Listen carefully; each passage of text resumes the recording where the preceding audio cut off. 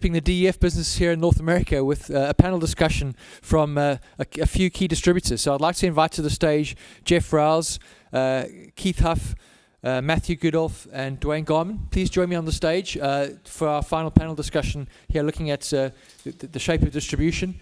Let's get that discussion going. I'll get your name badges done.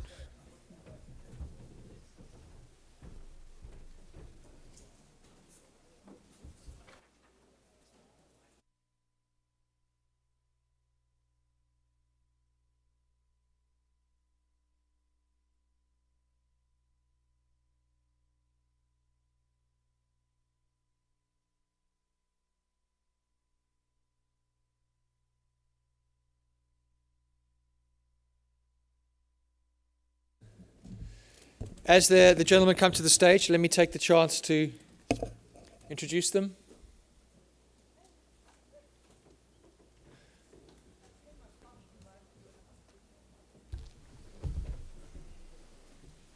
So do we have Dwayne here, Dwayne Garman? In that case, let me introduce the panel members that have joined us. So Keith Huff joined Jackson Oil and Solvents in 2012 as an advisor, kind of consultant to develop for new product development. He's got over 40 years of marketing and new product development experience, and he was assigned the task of looking at DEF for the state of Indiana. Jackson Oil has become one of Brenntag's largest distributors in North America for its DEF product by gallons, and continues to grow its product line. So Keith's been a key part of that development. Moving on, we've got Matthew Goodolf, who's President and Chief Managing Officer at Superior Lubricants Company, a role he's held since 2014 in North Tonawanda in New York. Mr. Goodolf is responsible for improving operations and leading growth of sales and distribution of existing business models, as well as adding new business lines in environmental services at Superior Lubricants through marketing and operational excellence. And Jeff Rouse joined Carson in 2002 as an outside sales rep and currently operates as VP of Business Development, a position he's held for more than 5 years. This role allows him to pursue long-term growth objectives for relationships, customers, and markets for Carson. So very glad to have you guys at the stage. Let's open the discussion by considering a key question. We heard from some of the large urea producers this morning and some of the key kind of DEF producers about the trends they see in the business. But what do you see from a distributor? What are the kind of changes you've observed in the last 6 months, 12 months, which are adapting how you have to approach the business? What are the kind of distribution models that you see shifting along? We've had all kinds of related comments today about rail, the changing volumes and how that impacts your business. So could you comment on how you see that impacting on what you've been doing in particular at your distributors? Sure. Keith, go ahead. Okay. Yeah. Well, I think that over the last year, what we found is a lot of smaller players jumping into the market, thinking that it was going to be a gold mine, and then figuring out exactly what the costs were for transportation and handling and everything else. And so we have started concentrating on what our end user needs. Being in Indiana, we have a fragmented agricultural market, a lot of small farms and things. We have a lot of fleet business and also school corporations, all of which are a very steady growing business. And so we started concentrating on what they needed to get it from where they store it to where they actually put it in the vehicles or the implements. And by coming up and concentrating on that, we found that although there's price erosion in the market, it's a little bit harder to price shop somebody if you're the one that basically put the equipment in there. So you think the contact with the customers, that relationship is the really key focus? They can buy DEF anywhere. And I'm sure, I haven't traveled a lot of the states to see the DEF market, but the competition's there. Yeah. And so I think it comes down to concentrating on that relationship and giving them what they need. You mentioned equipment, so kind of helping customers to buy equipment, even supplying equipment's a key way of. We'd love it if we heard the word buy a little bit more from our customer. Most of the time it's loan agreement. But we look at the ROI on the loan agreement and how we lock them in for the long term. And I think if you're in this market seriously, you have to look long term because short term doesn't make any sense. Yeah, it makes sense. So moving across to Matt, could you comment on how you see things changing from your point of view at Superior Lubricants? Yeah, thanks. One of the things that we've been trying to stay ahead of is the growth in demand from our customers, not counting, finding new ones. So one key thing we've used is just analytics to tell us what our customers' usage is on a monthly basis. And we have a report where our account manager will go to the customer and suggest that. We move them to a larger tank with a tank monitor so we can actually schedule our deliveries based on what the monitor says is in the tank. One of the things that Keith and I were just talking about a few minutes ago that we've kind of stumbled across with tank monitoring on tanks is that the monitors we're using also give you the temperature of the contents in the tank. So it was just a real lucky hit with tank monitors. So I would say, one, analytics is really important to take a look at and see what your customers' needs are. Chances are they have no idea, at least the mechanic has no idea what they need, helps us keep from having emergencies. The other side, we see the same thing in the Northeast with other distributors coming online trying to deliver everything to everybody. We found a real good opportunity at being their delivery agent. So last year, this year, we actually spent the money and time on getting heavy haul permits for 8,000-gallon tank trailers. So now we can actually, not just deliver, bulk deliveries for our customers, but deliver for other distributors. Those are the two key things. That's a really key development. Thank you for sharing that. Jeff, how about you? How do you see, what are the key changes you've observed? For us, we've been a large full-line distributor of lubricants. The way we've looked at this business is it's really pretty simple. It's nothing different than what we've done for years. You're breaking bulk and you're distributing. So for us, I think the biggest, difference over time was, things started out very small. People wanted packaged goods. They wanted totes. We were never really in the business to sell either one of those. We wanted just to immediately move into large bulk tanks. Always felt that he with the most tanks wins. I think it always works. So, I think early on what we saw was that, we had to, the market was going to commoditize itself. So don't fight it, just go with it and, be the first one to win and, build a large infrastructure. We built a large fleet of loaner tanks. I honestly didn't want anyone to buy tanks from me because I just wanted to sign a supply agreement and just be there. So, our biggest thing is we saw, you have to form the right strategic partnerships and you got to be aligned with the right people in each different market, and what's right for one market's not going to be right for the next. And then at that point, you gotta dominate that market, and you just can't let anyone not, you gotta be the guy.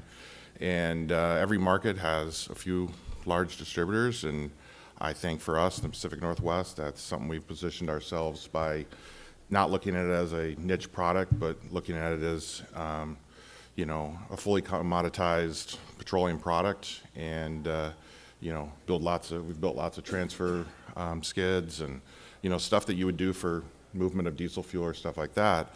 And from day one, we've just always treated it as a high volume product, even though it wasn't at the time, and figured the market would come to us, but we'd be in a position to be a market leader because of that investment early on. So the biggest changes I've seen is just, the scale is starting to move up, volumes are moving up, and people are falling out of the market, but yet the whole world's getting smaller because there used to be these big holes in distribution, and all those holes are being filled. And so I think everybody's just kind of finding their natural spot in the marketplace, and what works for us in the Pacific Northwest may not work in other parts of the country.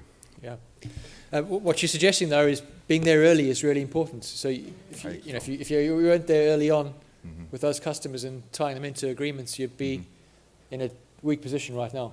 Yeah, I mean, our first tank, we bought two, we got the old milk trailers and converted them and put dispensing metering systems on them, and even though someone might only use a 100 or 200 gallons a month, I mean, we still threw in 1,500 gallon tanks and signed supply agreements and let the market come, because you got to do an evaluation. Are they a fleet that will grow to that level?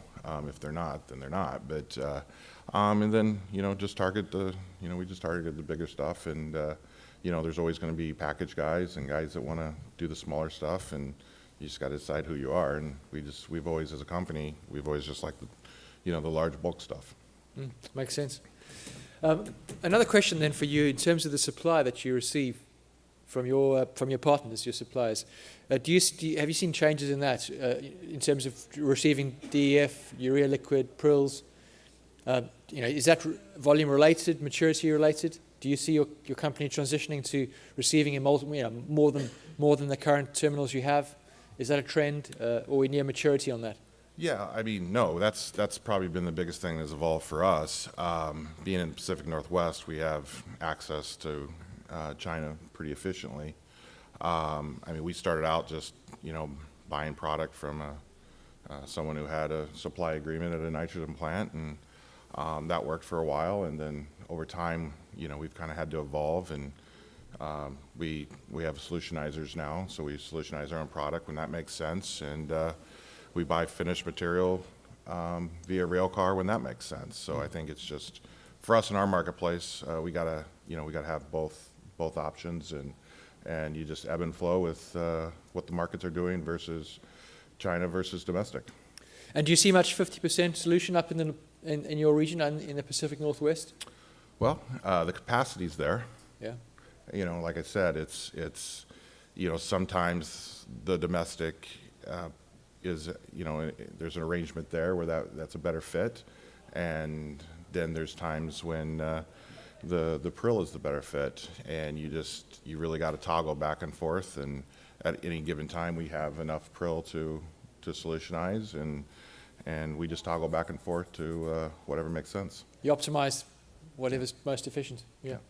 Keith, Matt, what are your views on the products you're receiving? Well, we started out, we were fortunate that Brenntag had a blending facility about 10 minutes from our plant, and that worked quite well for the first couple of years.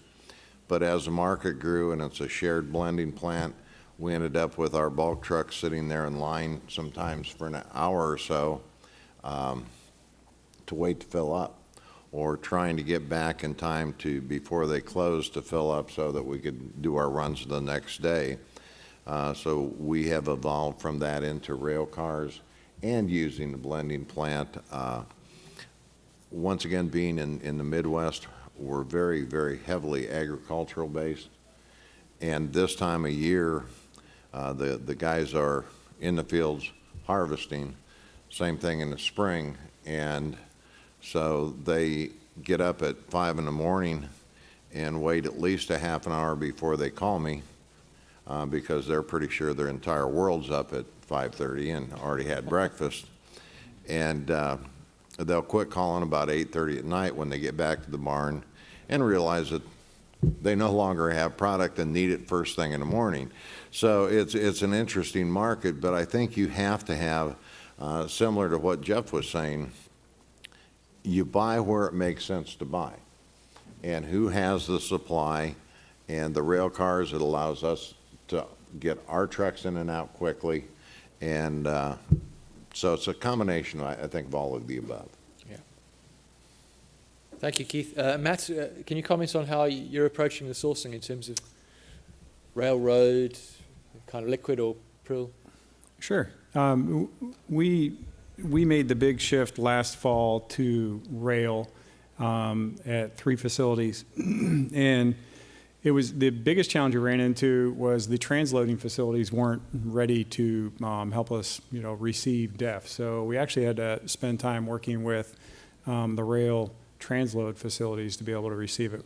Once we had that part of it set up, then that just changed our world completely, because we were able to have a far reach for supply. Because in the Northeast there have been supply issues over the last several years, and that really changed everything for us. The other side, we did expand our facilities with DI systems and DI tanks.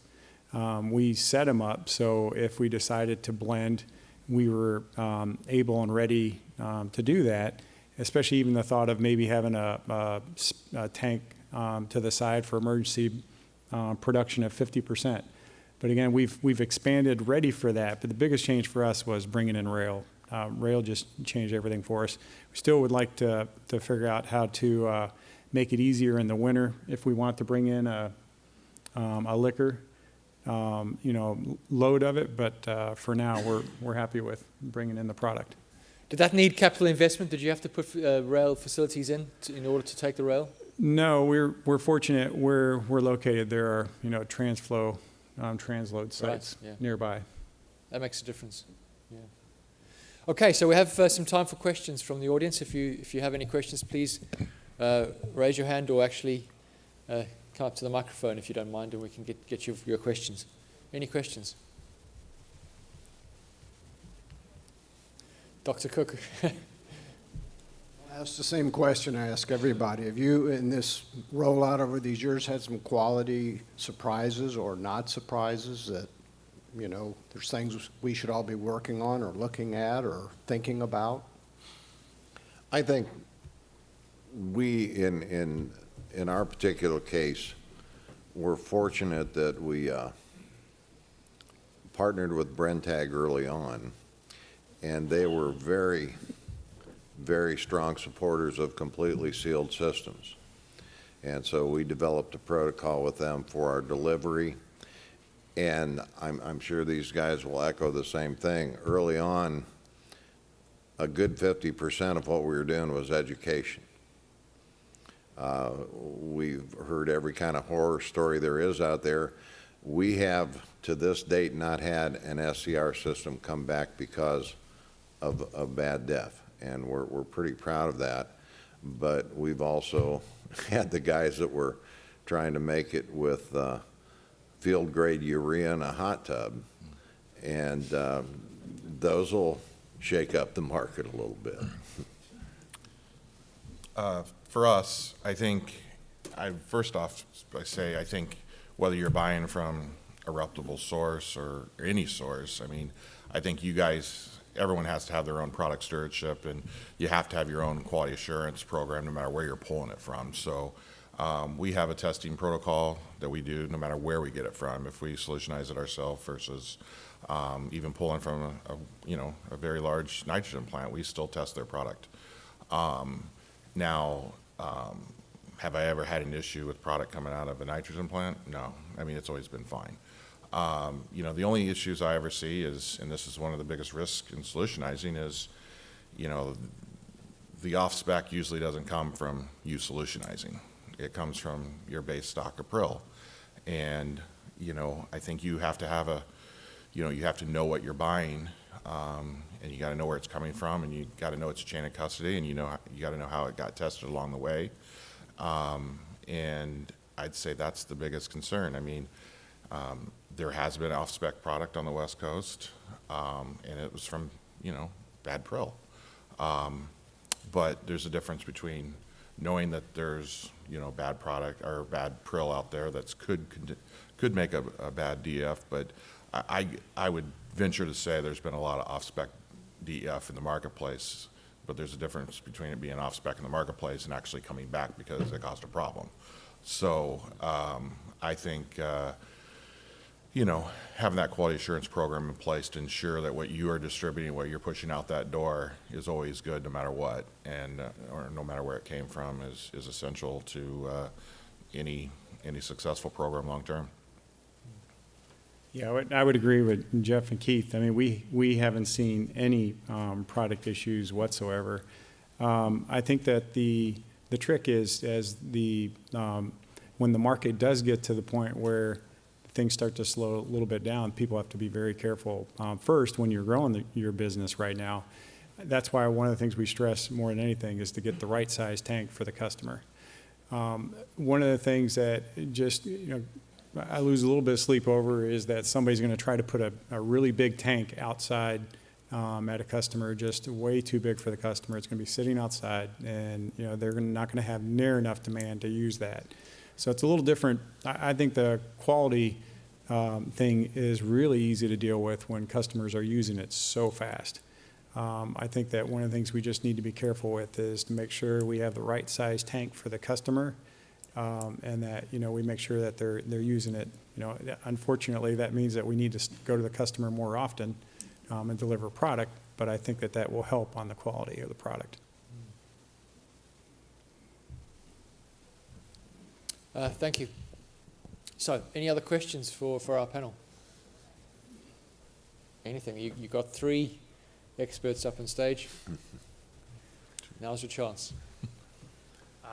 So, do you know of any customer or market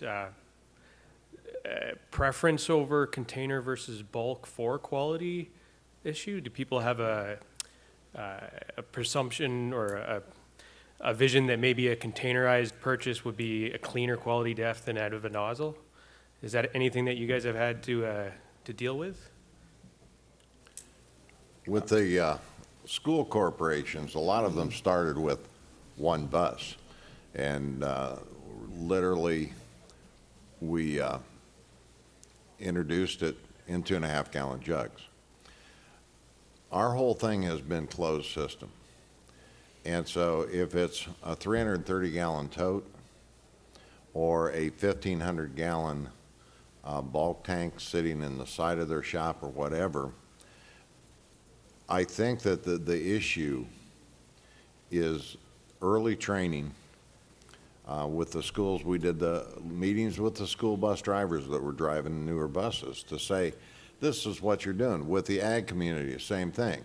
If you've got a combine sitting in the middle of a field combining soybeans and you can't even see the combine because of the dust around it, you have to at least knock the big chunks off before you start pouring it in. And we've been fortunate. We haven't had that problem. And I agree that with what Jeff said, there's some bad spec out there. We haven't seen a lot of it, but being off spec and being contaminated, I think, are 2 different things. And although early on in the industry we were really, really concentrated on being on spec, I think our big problem has been contamination. Once it leaves, we try to guarantee purity of the tank. But once that end user starts using it, the first SCR system I saw prior to us dealing with the guy, he was using 2.5-gallon jugs, filling it from a 55-gallon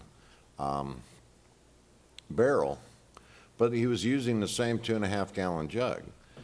And the cap of that 2.5-gallon jug was cardboard. And that cardboard eventually disintegrated, went down into the jug. He poured it in, and it actually got through 2 screens to the injector on his SCR system, and $1,800 later, he was thinking probably he needed a little bit more education. So the question is less about actual quality issues, but more about perception. Do people gravitate towards wanting a bottle because they think it might be cleaner than coming out of a nozzle? I'll say this.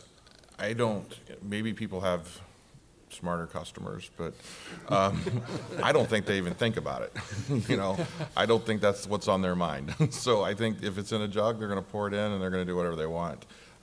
If it's in a bulk system, we're going to do it. Something goes wrong, they're going to call you and tell you, it's your fault. So, I don't think there's, I mean, we could get into, go back to lube oil contamination and stuff like that and link it back to that and say, we know, how contamination happens and we know a certain amount of it's going to happen, but I really don't believe the customer has an opinion one way or the other. No, I would agree. I think it's more of an application. I think that they may want the drum or a closed tote, it all based on, you know, how many stalls they have, where they want it placed. I think it's, at least that's what I've seen, it's more about that. I have a related question, really.